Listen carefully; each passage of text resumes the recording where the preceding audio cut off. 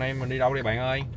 Đây mình đi thăm một người anh em bạn già mới mở quán, mở quán rồi cái quán nước nho nhỏ ở Tân Phú. Rồi bây giờ trước khi đi qua quán thì mình sẽ đi mua món quà nhỏ nhỏ. Mà gọi nghĩ nên mua gì? Chắc mua mèo thần tài đi. Mèo tài, mèo thần tài đi, mèo tài quá trời luôn. Rồi em lấy anh con quà bự ngay đây luôn đi. Con đó. Có ngày khi nào mà mình cắm điện thì mình tháo pin ra nha. Cắm điện thì tháo pin đúng không? Dạ. Rồi. Mưa quá nhưng mà thôi tới anh em đón tiếp mình là Mạc Phú cho mọi người. Dạ chào mọi người nha. Đó, áo đỏ luôn, sông hỷ. Đây có một cái áo đỏ. Wow, quá trời mong luôn. Dạ chào cô, chào bạn. Ở đây là Lộc có cái bánh mì, nhưng mà bánh mì ở đây hôm nay tiếc quá, bụng mở qua hơi trễ á. Đó nè. Còn chả cá không? Còn chả cá không? Tái nè. Hơi hít. Cho con một dĩa chả cá đặc biệt. Đây chả cá. Là bánh mì bà nội. Ủa hết bánh mì rồi. Còn một ổ. Thì bây giờ không có bánh mì anh ăn chả cá không được không? Anh ăn cái không thì ăn một. Hello camera đây là fan cứng của Mở nha. Thì cảm ơn Mở và Linh nữa nè đã tới để chung vui. Anh em có hẹn mặc áo chung màu mà thấy chất quá vậy. Mấy người biết đều người ta lựa mấy màu đỏ đi không? Đúng không? Con dù rất là nóng. Mấy người biết đều tay lựa màu đỏ rồi đúng không? Và bên đây thì có một xe bánh bao. Nên Linh hay nói là giống cái tạp hóa quá, có xe bánh mì, tổ hợp bao. Đây có xe nước mía nữa nè. Nước mía luôn à? Đây còn đây nữa có bán nước ép nữa. Xe nước mía. Đây. Đó, xe nước mía. Kiểu mà lạc vào mở vào đây tứ phía là bị bao vây rồi. Đó. Vô là cái gì nhu cầu gì cũng có nha ở nhà. Ở trên là có chỗ ngồi riêng à. Ở trên là có cái chỗ ngồi riêng ở trên đầu. Nhưng mà hôm nay thì phải giới thiệu tới Mở cái này thôi. Đó là cái tủ mát của Linh. Tủ mát của Linh. Rồi. Và đây cũng có một món nhỏ nhỏ của Linh nữa. Đó là chân gà xả tắc. 2,5 kg hả? Không, hàng này là mình đặt luôn. Tại mình thấy cái này nó hợp á mọi người. Nhưng mà có đưa tiền trước không? Hay là gửi đầu thôi? Có đưa tiền luôn. Của con Linh á không? Của con Linh là mình bán nhiêu mình trả tiền nhiêu chứ đưa tiền nó trước làm gì? Nó giàu lắm. Bánh lăng là kèm với mấy cái trà sữa nè. Rồi bánh lăng muốn ăn không á cũng có ăn phải bánh lăng. Này là nhà của nhà Linh, cái này là của công ty. Cái này là của công ty. Còn cái kệ kia mới là của hàng mới Lộc nhập về đó. Mực rim với muối tôm nguyên con. Muối gì? Đây là muối tôm mà. Đó cái siêu này. Muối tôm nhưng mà nguyên con tôm. Mở ăn thử một con đi. Ngon ha. Cái này là Lộc phải đi tuyển á.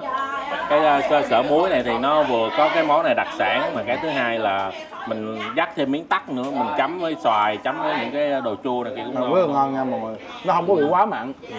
Ăn với cơm nóng cũng ngon. Nó tẩm rồi, nó tẩm ướp rồi. Tôm nó được tẩm ướp rồi. Quá ngon. Bây giờ mình lên không gian ở trên đi để giới thiệu với Mở cái không gian trên nha. Đây là mình cũng trang trí cái mảng xanh đó cho nó đẹp đẹp xíu. Tôi dành cả tuổi thơ để ước mơ rằng mình mau chóng lớn lên và dành cả quãng thời gian trưởng thành để mình bé lại. Kiểu như Mở với mình mà đi ngang cái là cả nhà hết thấy ghi gì luôn. Biết sao mọi người, cái này là dành cho mấy đứa tự kỷ.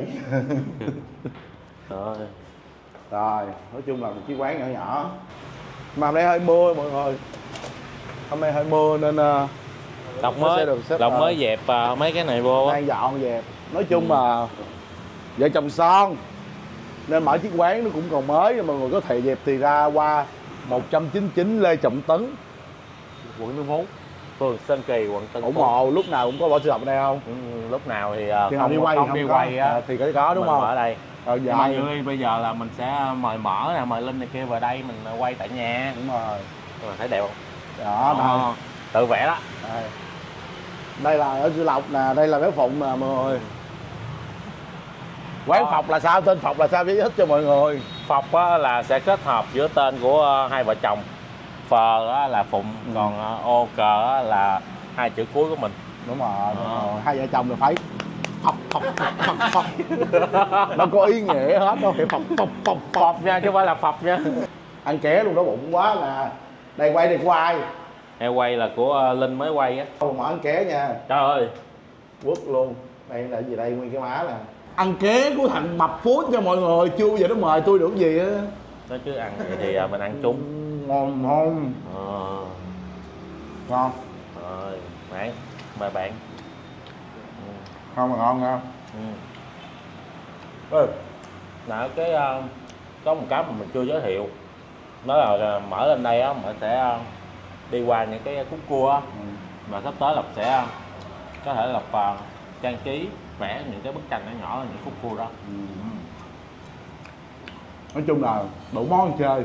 Mọi người tới đây có không gian ngồi, mấy bạn còn đi học buổi trưa á, buổi sáng xong buổi trưa còn đi học nữa, ghé đây, ghé đây nghỉ tí xíu đó, rồi xong rồi trưa đi học, có nước. Giá sao? Giá phải mềm mại cho mấy em nha. Với đặc biệt là 32.000 full topping. Giá mắc nhất. Giá chỉ từ 15.000 cho tới 32.000. Nha, một cái menu 800 món. Thì có cà phê đen, cà phê sữa, cà phê muối, bạch sữa, cacao, cam sữa, vậy khác có rau má rau sữa, nó bắt đậu chanh. 800 món. Có cái viên chiên luôn nè, khoai tây chiên luôn hả? Có khoai tây chiên. Đủ hết. Đó. Giờ đây là bụng mỡ có nhờ Lộc 4 món gọi là signature của quán, giới thiệu với bạn. Đây là món trà sữa truyền thống full topping. Đây là trà thái xanh full topping. Đây là trân châu trắng kết hợp với trà sữa và thêm sữa tươi nữa. Nếu như sữa tươi trân châu đường trắng vậy. Đó. Và đây là trà vải. Trà vải. Em muốn chưa? Em muốn trà vải. Em muốn trà vải hả? Mấy con mập đây cho bộ heo thì lắm, nhưng mà sau mấy quay là nó không heo thì đâu. Rồi, nói chung thì sáng giờ cứ mỗi lần tiếp khách là làm một nhát, nên này chắc phải nhờ chung nó cứu rồi với Dương cứu phát. Đây là trà sữa gì? Chung em cho mấy cái nhân châu thử rồi. Ủa sáng nhậu chú hả? Không, sáng giờ uống trà đá với mẹ chú uống trời ơi. Ơi. Sao em lại nói vậy? Trời ơi. Đi quay thì cho ăn xíu quá. Còn đi vô mở quán vô qua hồ chỗ trà đá không? Thì Trời ơi, trong khi nguyên mâm heo ở đây. Đây nè, không lắm. Mọi người coi clip đãi ngộ của Sư Lộc với lại Mập Food sao nó than. Uống thử. Cái này là gì? Trà sữa gì? Trà sữa với sữa tươi, đường trắng. Ngon. Nhiều nhão quá. Nhiều quá rồi.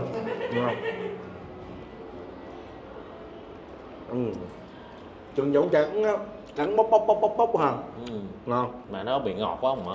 Cái này là thực sự á, nếu bạn nào mà thích béo, thích ngọt á thì này hợp lý.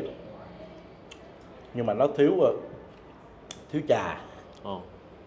Đang thiếu trà, nhưng mà thực chất á, đậm trà như cái hãng Phúc Long á thì lại cũng kén rồi. Nên thôi cứ giữ đi.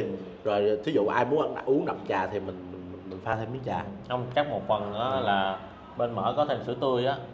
Chứ những cái ly mà trà sữa nguyên vậy nè thì bạn uống bạn sẽ cảm giác cái vị trà nó sẽ dễ hơn. Tại vì từ sáng tới giờ là nhiều góp ý là cái này trà sữa ở đây là cái vị trà nó hơi đậm, mà giới trẻ thì sẽ thích béo và thích không, tại chắc sữa tươi. Đúng rồi, này nó đậm trà rồi. Không, ý là mở nó là một ly không có cảm nhận được. Ăn thử thật rồi. Bỏ ăn ngon ghê vậy. Một ly này nhiêu? Full topping giống vậy? 32.000. Rẻ vậy? Bán gì đam mê. Trời, bán rẻ thật sự ra 32.000.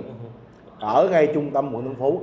Ngon đỏ. Đi làm nốt luôn anh. Thử luôn, bệnh gì cỡ. Rồi phải đi Thái chưa? Chưa ra lắm nha. Hôm nay nó gây rất ý thiệt. Chưa ra thấy cái này ngon nè. Cái này ok, tại sữa. Còn nếu mà đúng mà Thái thì chưa ra lắm, tại Thái nó có cái mùi hậu vị của Thái nó đậm lắm. Uống cái này tới Bắc Giang liền. Hơi ngọt. Phải kiều. Ghê vậy? Uống thử này đi. Em đây gặp uống đi. Em đây gặp bà Tân Vlog, em đang đi Bắc Giang mà. Nghĩa là tự nhiên nó lâm bên Thái kỳ lắm. Không, này phải Thái đâu, cái này Việt Nam. Này 199 Lê Trọng Tấn. Uống thử đi. Rồi góp ý cho người ta. Rồi 2 ly. Hơi ngọt đúng không? Nhưng mà tại vì sữa nhiều. Ý là 199 Lê Trọng Tấn nó sẽ có cái khác. Hồi nãy quên có cái kem chi nữa, kem chi với kem trứng nướng này ốm của ta. Không, mấy nay kiểu như lo á. Có ngày hôm qua hôm kia là mỗi ngày ngủ được 2 tiếng. Đây là ở nhà một qua nhắn tin cho Mộc Phút. Alo em ơi, mai mấy giờ hôm qua Lộc? 8 giờ hả anh? Kêu chết cha, 8 giờ mình qua không kịp đâu. Mình 10 giờ mấy mình mới dậy thì thường ngủ giấc 10 mấy. 12 giờ nó gọi mình chưa có máy. Cuộc mấy giờ qua? 12 giờ. 1 giờ mấy. Mà mày còn delay hơn Vietjet nữa đó. Cái này là đang hot trend là lông nhãn đúng không? Không, Cái này là vặt. Phải nó phải đúng với cô. Phải. Ổn không? Cái vải này hơi chua. Kiểu mình cũng hay đi uống trà sữa với vợ á, thì cũng học hỏi cũng tiếp thu những cái này, cộng với việc là có một bạn pha chế với là bạn mở quán ở Bình Định á, bạn cũng mở quán mấy năm nên bạn cũng có được cái cách pha và công thức riêng đó. Mà khi mà tới đây thì chắc chắn là công thức đó thì nó không thể nào mà ai uống cũng ngon, sẽ có những người vị như thế này, những người vị Không, nhưng mà cuộc đời mình đi thi thử thách nhiều rồi. Mình cũng đi ăn bự nhiều rồi, giờ mở quán có thử thách trà sữa khổng lồ gì không? đang tính tổ chức cho Linh nè, cho mấy em nhỏ tham gia, lấy cái bình 22 lít đó, bỏ đầy trà sữa vô. Không, Đó. nhưng mà cái này phải cộng đồng tham gia chứ Linh không ra không làm gì. Ấy là mở hàng à. Không, ý là thử thách đó căng bộ 22 lít trà sữa. Thôi anh lấy cái bình nước nóng nước lạnh đó. 22 lít rơi. Mà khó nha. Nếu như mình làm này là tính trong đầu mình là sẽ nhiêu đó, nhưng mà khi mà làm rồi bắt tay vô thì nó phát sinh Nhiều rất quá. là nhiều. Đó, sợi dây chuyền. Đó. Mày hay quay quá. Hay quay anh thiệt luôn á. Sợi chuyền. Bệnh gan á mọi người, đèn kè. Rồi dẫn đường bắt chỗ hết. Rồi mà trong cái không gian này á, rồi với những người anh em vậy nè, thì mình cảm thấy là món nào thì cũng giống nhau thôi, quan trọng là anh em mình ngồi với nhau. Có cái điểm Đó. Có cái điểm mà ghé đi ngang đây ghé thăm bạn cái nhiều lúc. Đúng rồi. Ví dụ tôi đi lâu tôi đi quay hướng này tôi ghé thăm bạn cái. Nhiều lúc bạn ở nhà không tôi đâu ghé được, đóng cửa đó. Có gia đình này kia thì nó cũng khó. Thì thậm chí nhiều lúc quanh nó đuổi tôi đi, bạn cho tôi qua ngủ ké. còn cái học trên đây nè. Ok. Nhìn vậy thôi vô là nằm cứng ngắc rồi. nhìn chứ tôi dễ lắm bạn ơi. Rồi thôi chúc Lộc với lại vợ bé Phụng là buôn bay bán đắt, khai trương hồng phát. Rồi nói gì chứ câu chuyện cũ thì mình bỏ qua hết. Đó, mình mà xây cái business này, nói chung mà bây giờ cái gì mình định lượng mấy này thì mình nhớ note lại kỹ càng. Đó, nhiều lúc tại Lộc nó nói chung tuổi với anh hiểu không, nên nó anh biết nó tính nó sẽ giống anh nên là nó hơi hời hợt á, sao không được, miễn anh em vui được đó, nó vậy á.